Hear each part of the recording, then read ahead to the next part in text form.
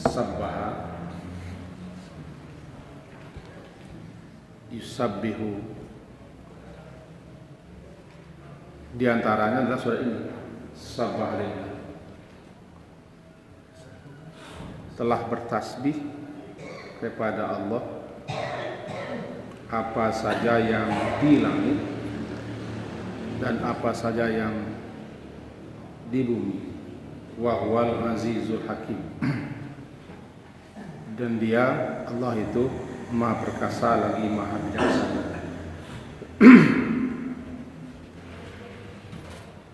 Ada juga yang diawali dengan sabbih. Nanti kita jelaskan perbedaan sabbaha dengan yusabbihu.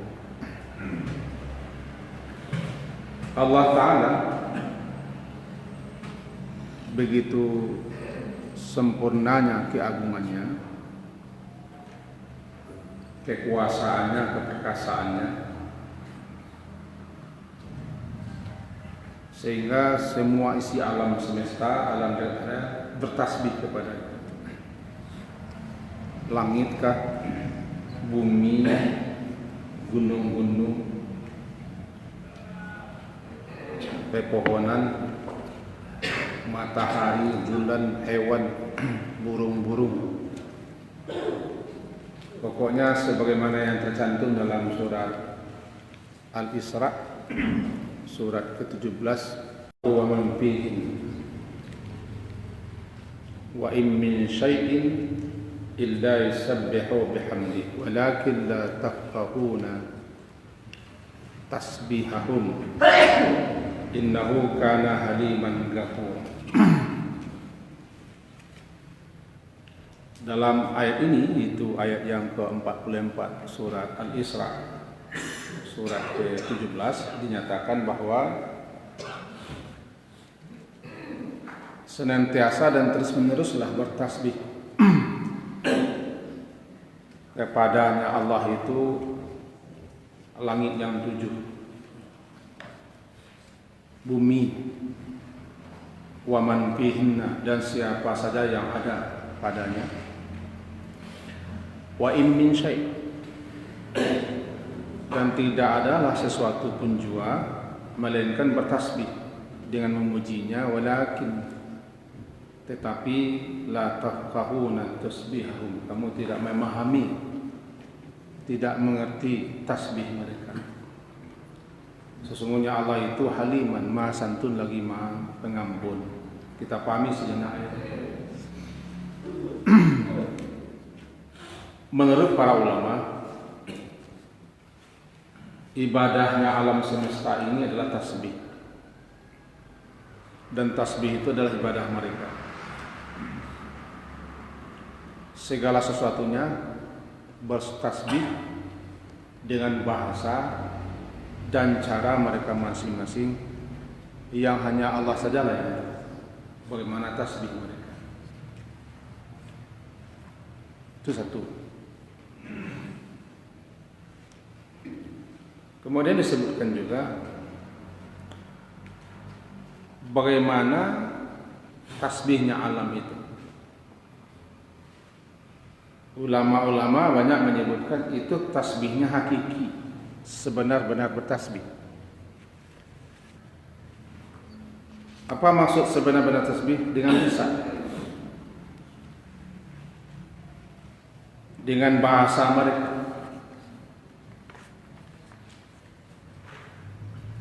Dan hanya Allah yang paham, yang mengerti. Semua ciptaan Allah kan berbahasa. Disebutkan dalam beberapa riwayat begini ya, tentang tasbihnya alam. Dalam kitab Sahih Bukhari disebutkan begini.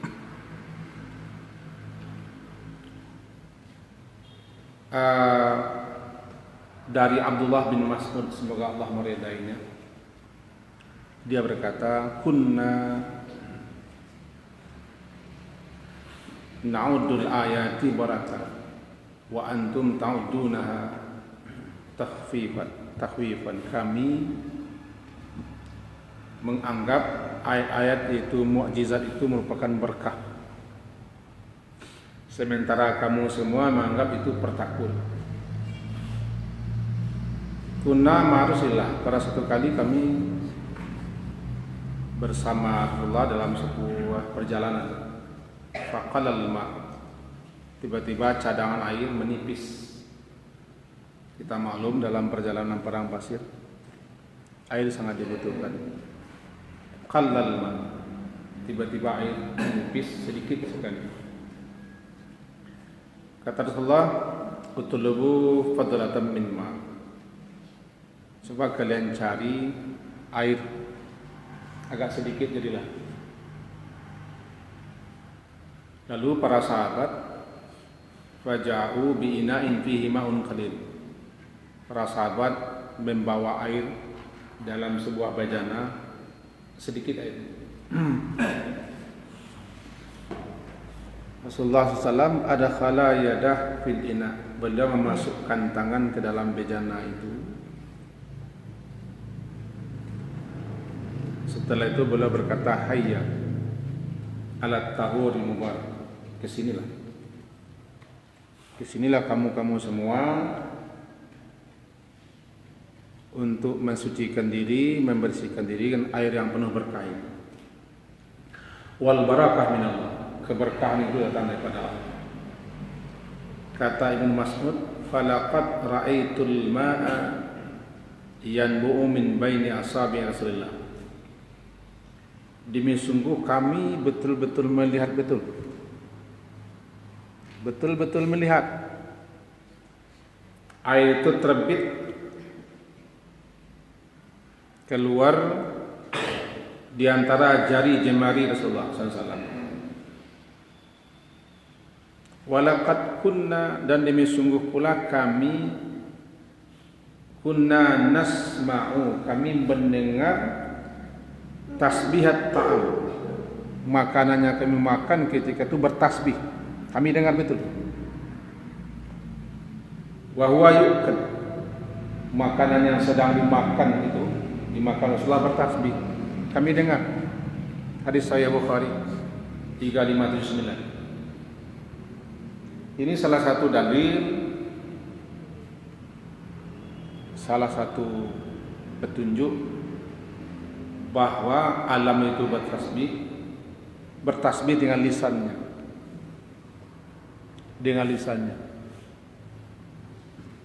atas mukjizat itu, di mana hanya para sahabat yang menyaksikan mukjizat seperti itu mengatakan, kami menganggap itu suatu keberkahan luar biasa. Mukjizat seperti itu dapat kami mendengar tasbihnya makanan yang sedang dimakan. Itu satu riwayat. Kita ambillah 2 riwayat atau 3 riwayat begini. Dalam kitab Tabrani itu Al-Mu'jam Musad Al-Awsat disebutkan begini. Kata Abu Zar Al-Ghifari radhiyallahu anhu, dia berkata, inni lisyahidun 'inda Nabi sallallahu alaihi wasallam fi halaqah wa fi hadi hasad.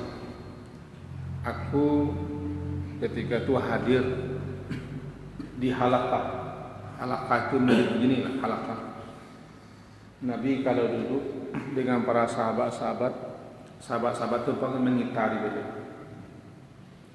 beliau untuk mendengarkan nasihat beliau, petunjuk-petunjuk beliau. Jadi suatu kali kata Abu Zar, aku duduk hadir di halaqah Nabi. Wa fi yadihi asar, di tangan beliau ada pasir. Di tangan Nabi itu ada pasir. Pasir itu tasabbah Nabi ini. Pasir itu bertasbih di tangan beliau. Kami dengar pasir kasih itu bertasbih di tangan beliau. Wa fina Abu Bakar wa Umar wa Uthman wa Ali. Di majlis atau di halaqah itu juga ada Abu Bakar, ada Umar, ada Uthman, ada Ali dan lain-lain. Maka mereka itu semua sama-sama mendengarkan tasbihnya pasir yang ada di tangan Rasulullah itu. Lalu kemudian pasir yang ada di tangan Rasulullah itu, thumma dafa'ahun Nabi sallallahu alaihi wasallam ila Abi Bakr. Pasir itu diberikan kepada Abu Bakar, ke tangan Abu Bakar. Tersebah di tangan Abu Bakar, pasir itu juga bertasbih. Lalu Abu Bakar memberikan lagi kepada Rasulullah. Di tangan Rasulullah bertasbih lagi. Kemudian Rasulullah berikan kepada Umar. Di tangan Umar bertasbih lagi. Terus Rasulullah berikan kepada Utsman, di tangan Utsman juga bertasbih. Utsman berikan lagi kepada Rasulullah, kemudian Rasulullah berikan lagi kepada Ali, di tangan Ali bin Abi Thalib. Pasir itu juga bertasbih. Kemudian thumma dafa'ahunna ilaina. Kemudian Rasulullah berikan pasir itu kepada kami. Falam yusabbihna ma'ahadin minna. Tiba-tiba di tangan kami pasir tidak bertasbih lagi. Nah, di tangan 4 orang yang mulia ini, sahabat-sahabat yang mulia ini tetap pasir bertasbih. Di tangan kami tidak mau lagi pasir itu bertasbih. Entah syarat apa ini. Itu yang jelas mengingat kedudukan beliau-beliau yang mulia ini. Di tangan Rasulullah, di tangan 4 sahabat utamanya bertasbih pasir. Didengar oleh yang hadir di halaqah atau di majlis. Ini menunjukkan la syakka, tidak ada keraguan sedikit pun bahwa tasbihnya alam adalah tasbih benar-benar dengan lisan, bukan dengan hawa, tapi lisan. Dan itu bagi Allah gampang dan mudah sekali, menyuruh segala satunya berbicara. Yang membisakan kita, yang memampukan kita bicara, kenapa? Kenapa kita bisa bicara? Allah yang nyuruh, Allah yang ngasih alat. Bukankah binatang-binatang, hewan-hewan juga berbicara dengan bahasa? Mereka berkomunikasi dengan bahasa mereka. Siapa yang mengerti bahasa binatang? Allah. Tapi ada kalanya Allah beri kemampuan kepada seseorang untuk bisa didengar pembicaraan mereka. Seperti Nabi Sulaiman, diberi kemampuan oleh Allah untuk mendengarkan hewan berbicara sehingga Nabi Sulaiman mengerti. Bahkan dengan Nabi Daud pun gunung bertasbih, burung-burung bertasbih, begitu dalam Quran. Tasbihnya betul-betul bertasbih.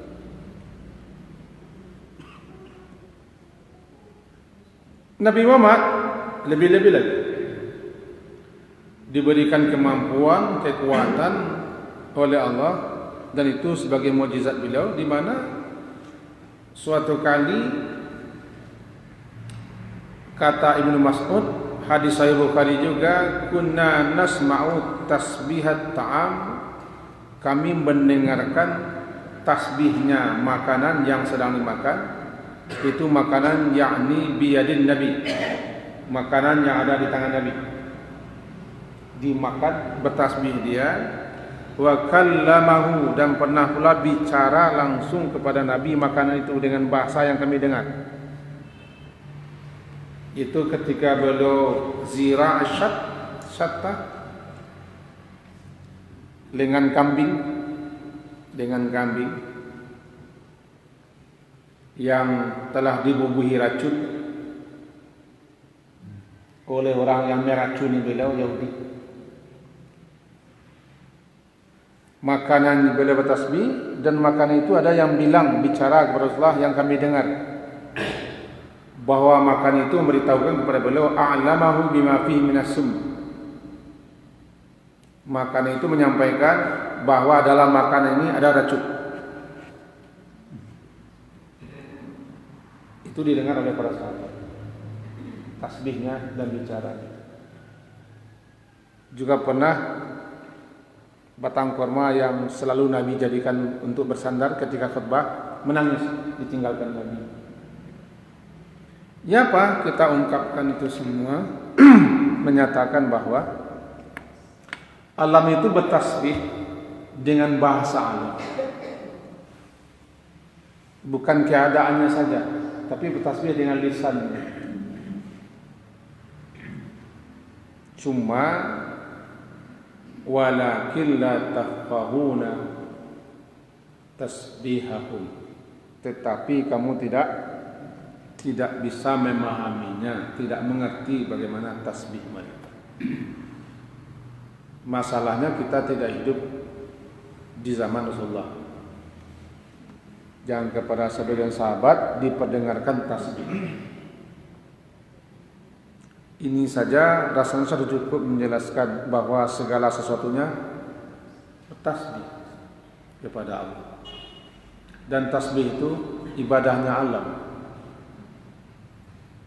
Nah, kita kembali lagi kepada ayat tadi.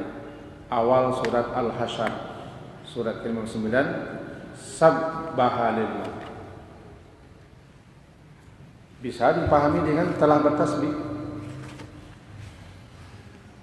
Dia di surat belakang-belakangnya berbunyi yusabbih. Ada sabbaha, ada yusabbihu. Nanti ada lagi subhanalladzi asra bi'abdi. Nanti ada lagi akar kata sabbih isma rabbik. Hampir sama. Saat ini namanya madhi, yusabbihu mudhari', subhana masdar, sabbih amar. Apa bedanya? Ulama menjelaskan kepada kita bahwa sabbaha ini kan kata kerja lalu, madhi, bil madhi. Kata kerja lalu itu menunjukkan kepastiannya, pasti. Jadi makna sabbaha pasti dan benar-benar betul-betul bertasbih langit dan apa saja yang di langit dan di bumi. Kalau yusabbihu, misalnya di awal surat Al-Jumu'ah, yusabbihu itu menunjukkan istimrar. Kata kerja kini menunjukkan kepada istimrar, terus menerus, sedang berlangsung terus. Jadi yusabbihu lillah bermakna senantiasa dan selalu bertasbih kepada Allah. Selalu senantiasa bertasbih. Kalau ini pasti sungguh bertasbih. Subhanallahi ma fis samawati wa ma fil ardh. Nah, sekarang kita masuk lagi. Tasbih itu apa?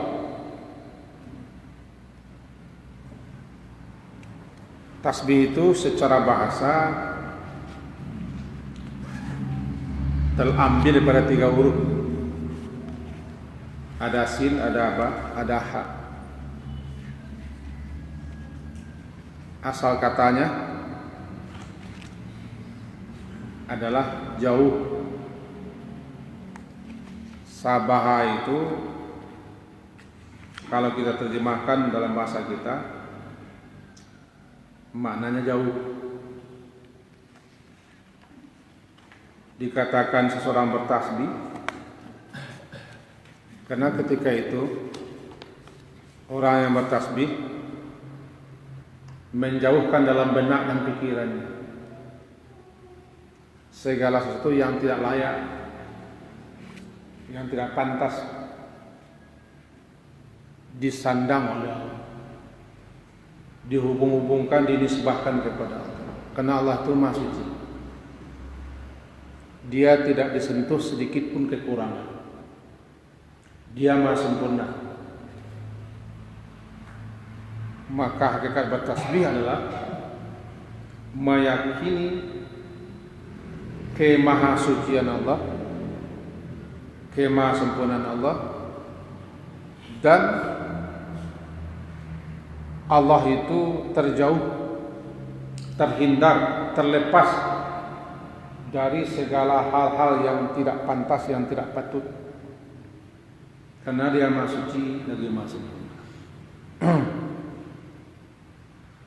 Barangkali itu maka diterjemahkan orang dalam bahasa kita, Subhanallah itu maknanya Maha Suci. Maha Suci berarti dia tidak disentuh oleh sesuatu yang menunjukkan ketidaksucian, oleh sesuatu yang menunjukkan ketidaksempurnaan. Itu tasbih. Jadi tasbih berarti memahasucikan Allah dari segala sesuatu yang tidak layak disandang oleh Allah atau dihubung-hubungkan kepada Allah. Dia Maha Suci dalam segala halnya.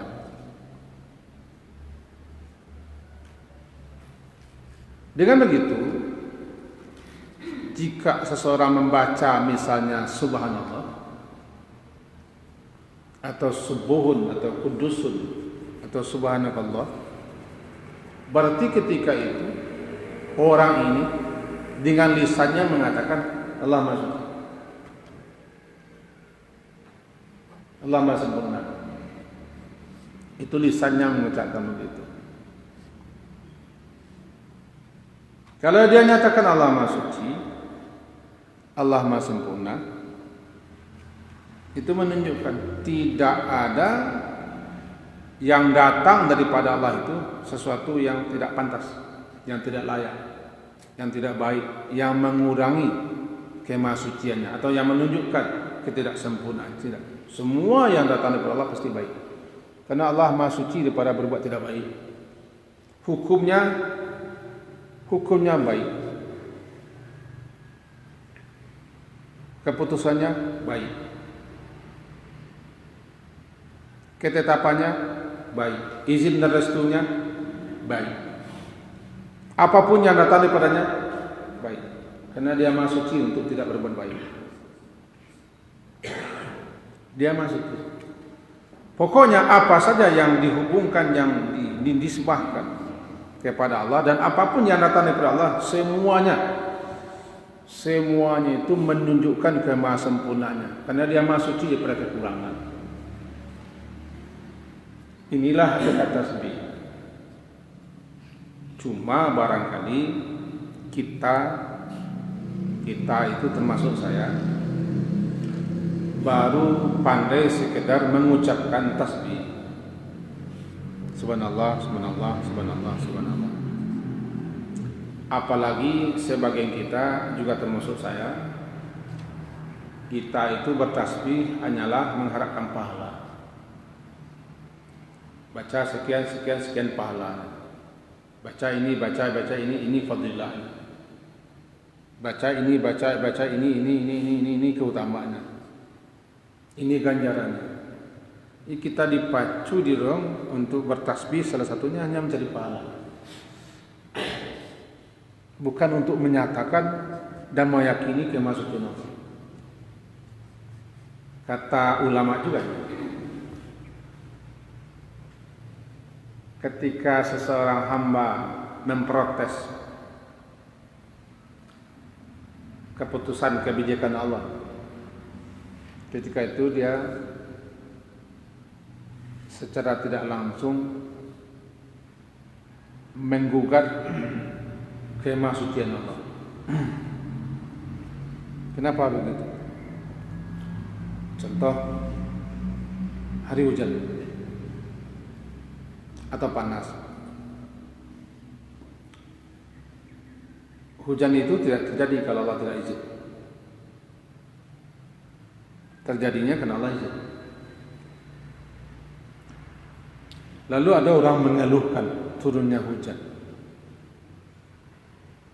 Bukan hanya mengeluh, malah ada yang mencaci maki hujan, mencela hujan. Ketika itu berarti dia mencela yang mengizinkan turunnya hujan. Mencela angin berarti dia mencela yang merintahkan angin untuk bertiup. Makanya ketika turun hujan misal bertiup angin kencang, kita diajari zikirnya, kita diajari doa, bukan mencela. Karena mencela itu menunjukkan Allah enggak maha suci. Padahal Allah itu menurunkan hujan, mengizinkan hujan turun, bertiupnya angin. Tidak lain tidak bukan, bisa jadi turunnya hujan itu tasbih. Bertiupnya angin itu tasbih. Dalam surat Ar-Ra'd ayat surat ke-13 guru guntur kilat bertasbih dengan cara begitu. Yusabbihu lahu ra'du, bertasbih kepadanya guntur, guru, kilat, malaikat bertasbih. Kita cela yang sedang bertasbih. Nah, berarti kita kembali lagi kepada ayat. Apa hakikat tasbih? Hakikat tasbih adalah Allah itu maha suci. Allah maha sempurna. Kalau kita bertasbih bagaimana? Kita bertasbih berarti kita meyakini, mengakui kemasucian Allah. Kalau alam jagat raya bertasbih bagaimana? Alam jagat bertasbih itu sama dengan kita. Di samping itu ibadah mereka, juga alam ini menyatakan kemahasempurnaan Allah.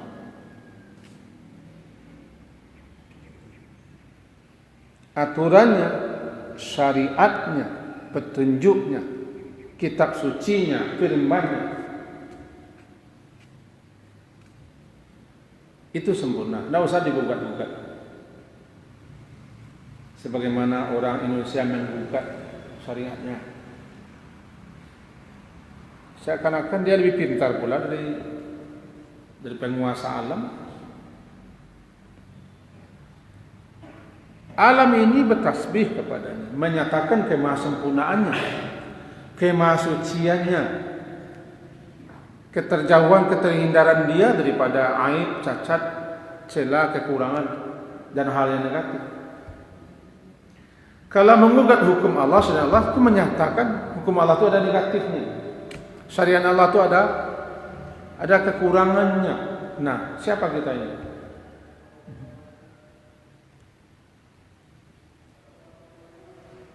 Subhanallah, bisabihillah, ma fis samawati wa ma fil ardh. Ketika semuanya bertasbih kepada Allah dengan bahasa cara masing-masing, kita menyatakan Allah maha sempurna. Dia maha suci daripada kekurangan, daripada ketidakadilan. Ada orang menggugat, ada orang membantah, ada orang mendebat, ada orang menentang, ada orang menganggap ini tidak berlaku lagi, tidak cocok. Itu suatu sikap jumawa, kesombongan,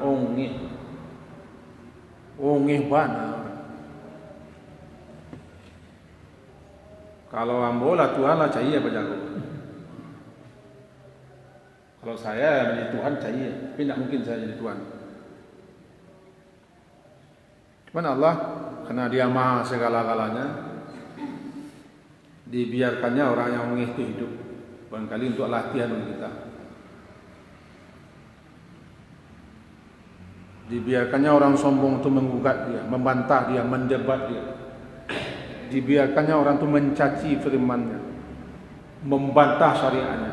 Dibiarkan barangkali itu sparring partner bagi kaum muslimin. Lawan latih ini.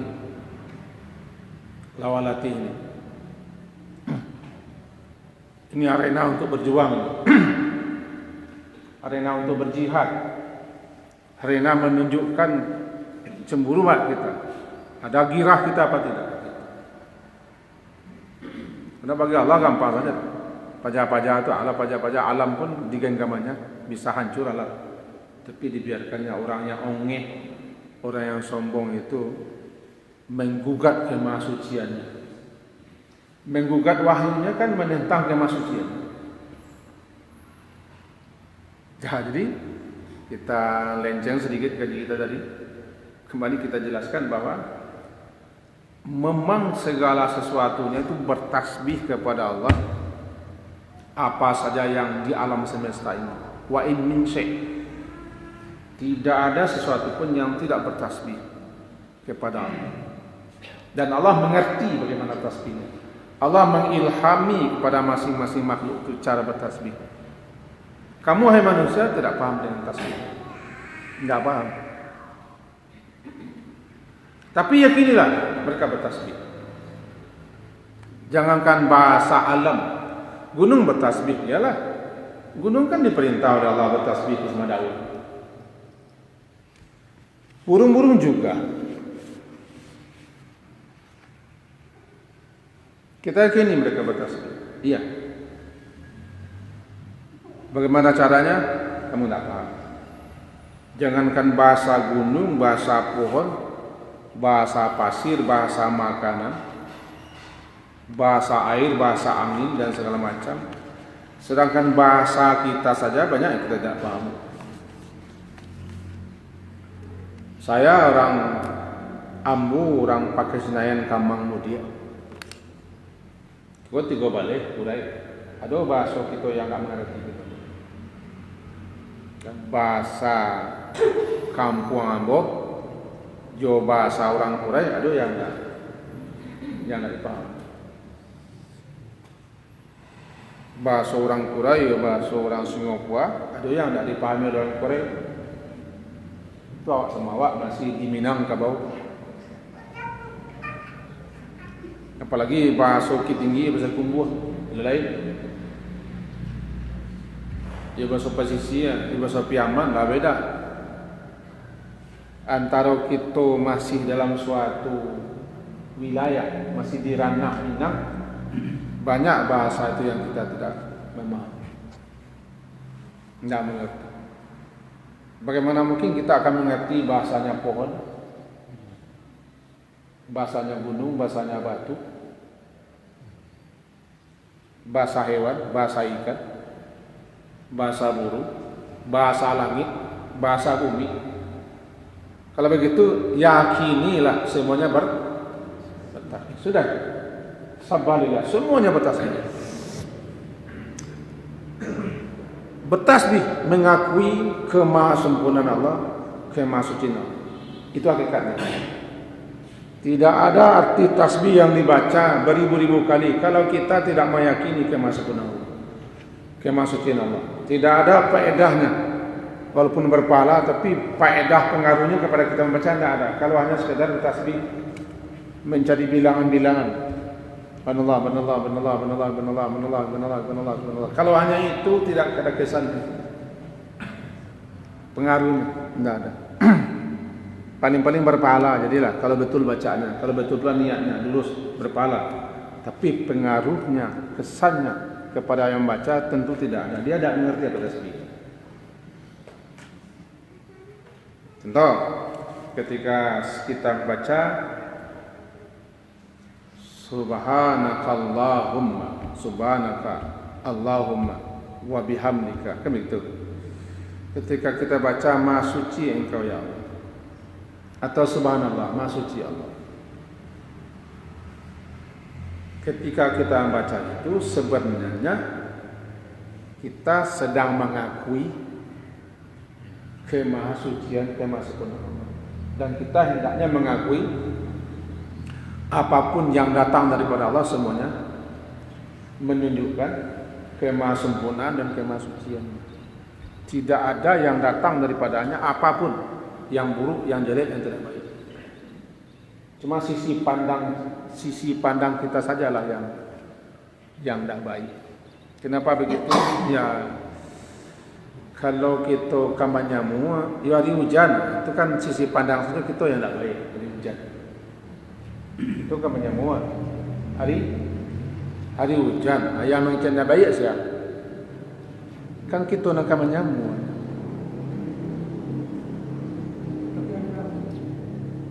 sisi pandang kita saja. Atau ke sawah hari panen, kan menurut kita saja hari panen tidak rencak. Menurut orang banyak. Jadi buruk itu sisi pandang kita saja. Kenapa sisi pandang? Karena kita tidak sesuai dengan apa yang kita ingini, kita mau, kita kehendaki. Kita buruk. Siapa yang bilang sakit itu buruk? Enggak. Sakit itu buruk bagi kita. Tapi bagi kita yang memahami hakikat sakit tidak buruk, baik. Orang yang paham sakit, hikmah sakit, rasa sakit, apa yang sakit, baginya tidak buruk. Orang yang tidak paham, buruk. Taruhlah buruk menurutnya. Tapi menurut dokter kan tidak buruk. Menurut farmasi tidak buruk, menurut apotek kan tidak buruk. Menurut perawat kan tidak buruk. Menurut yang dagang jamu kan tidak buruk. Kan kita saja yang tidak buruk. Jadi buruk itu sisi pandang kita saja. Makanya ketika terjadi hal-hal yang tidak baik menurut kita itu, janganlah kita cela Allah. Jangan kita katakan Allah tidak adil. Jangan kita kepasaran, hari hujan kau hujan saja. Janganlah kita cela begitu. Bertasbihlah memuji Allah dan segala macam. Makanya dalam Al-Quran nanti salah satu saja, hari sudah habis, salah satunya gunanya tasbih itu salah satunya lah untuk menyatakan kekhilafan, kekeliruan, kesalahan kita terhadap kebijakan Allah. Salah satu guna tasbih itu menyatakan kekhilafan, kekeliruan kita dalam memahami kebijakan, keputusan Allah. Sehingga Nabi Yunus dibacanya itu La ilaha illa anta subhanaka. Kapan Nabi Yunus membaca? Ketika di perut ikan.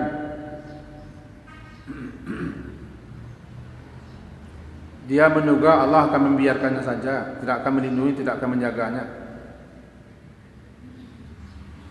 Malaikat juga membaca itu ketika malaikat tersadar. Apa kata malaikat? Masa engkau jadikan di muka bumi seorang khalifah, bagaimana begini begitu begitu. Lalu kata Allah lebih mengerti lagi.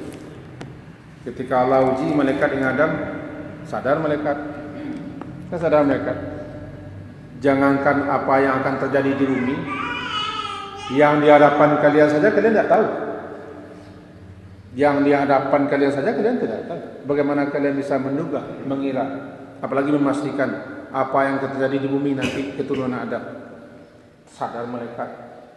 Qalu subhanaka la ilma. Itu kan la ilma lana, itu kan mengakui kekurangan, kekhilafan, kesalahan kita dalam menyikapi kebijakan Allah. Dalam salat tasbih itu dibaca ketika rukuk dan sujud, bukan ketika tagak. Sebab orang yang tunduklah, orang yang mengakui kebesaran Allah lah, yang mengerti siapa Allah lah yang akan bertasbih. Sehingga ketika dia tunduk rukuk, subhanakallahumma subhanarabbiyal azim. Sujud subhanarabbiyal azim. Orang yang beginilah yang tunduk, yang mengerti di hadapan kebesaran Allah lah yang akan bisa bertasbih. Saya rasa itu sebagai pembukaan surat Al-Hasyr. Itu sabalillah. Semoga ada faedahnya untuk kita bersama. Insyaallah di lain hari kita lanjutkan. Diakhiri dengan mengucapkan subhanakallahumma wa bihamdika asyhadu an la ilaha illa anta astaghfiruka wa atubu ilaik. Sallallahu ala Muhammadin wa ala alihi wa sahbihi ajma'in. Alhamdulillah. Assalamualaikum warahmatullahi wabarakatuh.